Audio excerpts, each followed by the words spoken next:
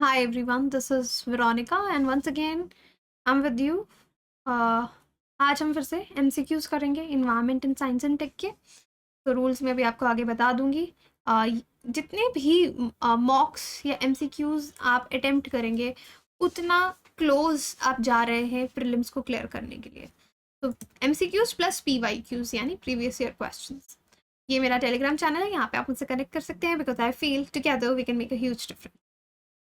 Okay, now the first question for you is Marrakesh Partnership, which is in news, often deals with global climate action, deforestation, cybersecurity, none of the above. तो इनमें से एक सही होगा कि ये partnership किसके बारे में है। तो रूल यही है कि अभी मैं आपको पॉज बोल रही हूँ, आप पॉज कीजिए और थोड़ी देर बाद प्ले करके देखिए। सो आई होप आपने पॉज किया था। The right answer is global climate action. Last में कमेंट सेक्शन में मुझे अपना टोटल स्कोर बताना कितने क्वेश्चंस आपके ठीक हुए। अभी मार्केश पार्टनरशिप जो है ये global action climate global climate action के लिए है, जो कि पेरिस अग्रीमेंट को कैसे इम्प्लीमेंट करना है वो बताता है, ताकि जैसे कि गवर्नमेंट्स के बीच में पार्टनरशिप्स होनी चाहिए, कोलैबोरेशंस होनी चाहिए, सिटीज़ के बीच में, रीजन्स के बीच में, इन्वेस्टर्स बिजनेसमैन के बीच में, सब मिलके लड़ेंगे तो क्लाइमेट चेंज के खिलाफ हम कुछ कर पाएंगे। नवंबर 16 में इसको लॉन्च किया गया था, COP22। मेन ऑब्जेक्टिव यही है कि कोलैबोरेशंस इंक्रीज की जाए और क्लाइमेट चेंज से होने वाले नुकसानों से को रोका जाए, सस्टेनेबल डेवलपमेंट की तरफ बढ़ा जाए। Next question for you is consider the following statements about GEF। ये मैंने पहले भी बहुत बार कराया है अपने स्पेशल क्लासेस में, क्योंकि ये जितनी भी ऑर्गेनाइजेशंस हैं इन पे सवाल आना थोड़ा सा इम्पॉर्टेंट हो जाता है, पढ़ना इम्पॉर्टेंट हो जाता है, और स्टैटिक में ये चीज़ें हम बहुत अच्छे से कवर करते हैं। It was establish on the eve of 1992 Rio earth summit. GEF is an independently operating financial organization. It serves as financial mechanisms to CBD, UNFCCC, UNCCD, POPs, and Minamata Convention on Mercury. It supports the implementation of Montreal Protocol on substances that deplete the ozone layer in countries with economies in transition. तो क्या सही बैठता है आप मुझे बताइए। तो पहले please pause and then see the answer. तो इसमें अगर आप देखेंगे ना तो जितने भी स्टेटमेंट्स हैं वो सभी सही हैं कि इसको। तो एक चीज प्लीज ध्यान रखना, जब भी क्वेश्चन सॉल्व करोगे, मैं बार बार बोल रही हूँ, यहाँ पे पूछा जाता है which of the statements are correct, कई बार इनकरेक्ट भी पूछा जाता है। तो अपना प्रेजेंस ऑफ माइंड भी यूपीएससी चेक करती है। यूपीएससी को सिर्फ आपका नॉलेज चेक नहीं करना है, आपका प्रेजेंस ऑफ माइंड भी चेक करना है। तो सारी स्टेटमेंट सही है इसमें कि यस, इसको रियो अर्थ समिट हुआ था तब इस्टेब्लिश किया गया था, फाइनेंशियल ऑर्गेनाइजेशन है, सबको फाइनेंशियल मैकेनिज्म के लिए हेल्प करती है, सर्व करती है, मॉन्ट्रियल के लिए भी उसको भी सपोर्ट करती है। सो 1991 में पहले इसको वर्ल्ड बैंक ने एज अ पायलट प्रोग्राम लाया, फिर उन्होंने देखा ये तो बहुत बढ़िया चल रहा है, फिर इसको एज अ सेपरेट इंस्टीट्यूशन 1992 में बना दिया गया। और फिर इन्वायरमेंट से होने वाली प्रॉब्लम्स को टैकल करने के लिए जो भी ऑर्गेनाइजेशंस थी, जो भी इनिशिएटिव्स थे, ये उसको सर्व करने लगी। So it is very well structured organisation की डिफरेंट एजेंसीज हैं, काउंसिल है, प्रॉपर सेक्रेटेरिएट है, scientific and technical advisory panel है, इवैल्यूएशन ऑफिस है, बहुत ही तरीके से सलीके से ये वर्क करती है, बट इंडिपेंडेंटली ऑपरेटेड है as a financial organisation. Projects को भी ग्रांट देती है। कौन से प्रोजेक्ट्स को? जो biodiversity, climate change, international waters, land degradation, ozone layer, POPs, mercury, इन सब से जुड़े हुए, फूड सिक्योरिटी, सस्टेनेबल सिटीज, इससे रिलेटेड कोई प्रोजेक्ट आता है तो इंडिपेंडेंटली उसको भी ये ग्रांट देती है। So financial mechanism for CBD, UNFCCC, UNCCD, POPs, and Mercury also, Minamata Convention. Now see this question. Consider the following statements. Edge computing is deployment of data handling activities in centralized network segments. Edge computing has a lower latency as compared to the cloud computing. ठीक है। So correct statement ये है, incorrect ये है, और यहाँ पे इन्होंने इनकरेक्ट पूछा हुआ है, इसलिए मैं बार बार बोल रही हूँ, इस पर ध्यान दीजिए।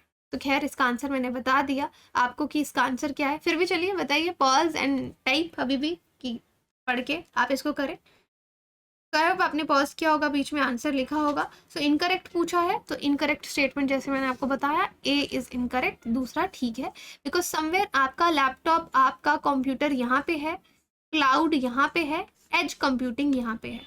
तो डेटा जब भी आप एज कंप्यूटिंग से करते हैं तो फास्टर डाउनलोड हो सकता है। क्लाउड से अगर कंपेयर करेंगे इसका लोअर लेटेंसी है, डिले कम होता है, इसलिए सेकंड स्टेटमेंट इज करेक्ट।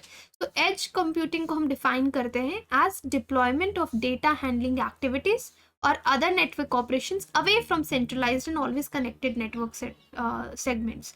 तो ये हमेशा कनेक्टेड नेटवर्क सेगमेंट्स के लिए है, जैसे ड्रॉप बॉक्स हो गया, जीमेल हो गया, राइट। और एज कंप्यूटिंग में डिस्ट्रीब्यूटेड नेटवर्क का जो स्ट्रक्चर है वो यूज होता है, रियल टाइम प्रोसेसिंग होती है, नियर रियल टाइम, एक्चुअल नहीं होती but near real time processing का मतलब डिले बहुत ज़्यादा कम है। क्लाउड कंप्यूटिंग क्या था, जिस तरह से क्लाउड में आप सेव कर सकते हो, इंटरनेट के थ्रू डिफरेंट सर्विसेज आपको मिलती हैं, tools, applications, data storage, servers, databases, networking, software, ये सब टूल्स एप्लीकेशंस इसमें यूज होती हैं। तो क्लाउड कंप्यूटिंग में अगर एज से कंपेयर करो थोड़ा सा ज़्यादा टाइम लगता है, and you need internet to access that. Now next question is ISRO Earth Observation Satellite EOS-01 can be used in agriculture, forestry, land mapping, monitoring of resources like water, minerals, soil, disaster management support.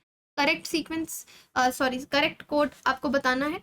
Again बता दूं कि इसरो बहुत सारे accomplishment अभी recently कर रहा है। पहले आप पॉज कीजिए और आंसर लगाइए। तो आई होप आपने पॉज किया होगा। सो आंसर इज डी कि सारी स्टेटमेंट्स आपकी ठीक है। डिजास्टर मैनेजमेंट ये सब ऑब्जर्वेशन सैटेलाइट करती है। अब यहाँ पे आपको इसरो पे इस बार बहुत ध्यान देना है, क्योंकि जैसे रिसेंटली बहुत सारी अचीवमेंट्स इसरो की हैं। अभी 36 सैटेलाइट्स हमने लॉन्च की GSLV MK3 से, और पहले भी की थी, कमर्शियल लॉन्चिंग थी ये। सो इंडिया इसरो जो हमारी स्पेस ऑर्गेनाइजेशन है, ये one of the most successful organisation में से है, क्योंकि हमारा फेलियर रेट या अनसक्सेसफुल रेट बहुत कम है, रेशो बहुत कम है। तो ये जो अभी रिसेंट लॉन्चेस भी हुए हैं, कमर्शियल लॉन्चेस, इनके बारे में भी आपको मालूम होना चाहिए, और जो भी रिसेंट इसरो लॉन्च कर रही है वो आपको मालूम होना चाहिए।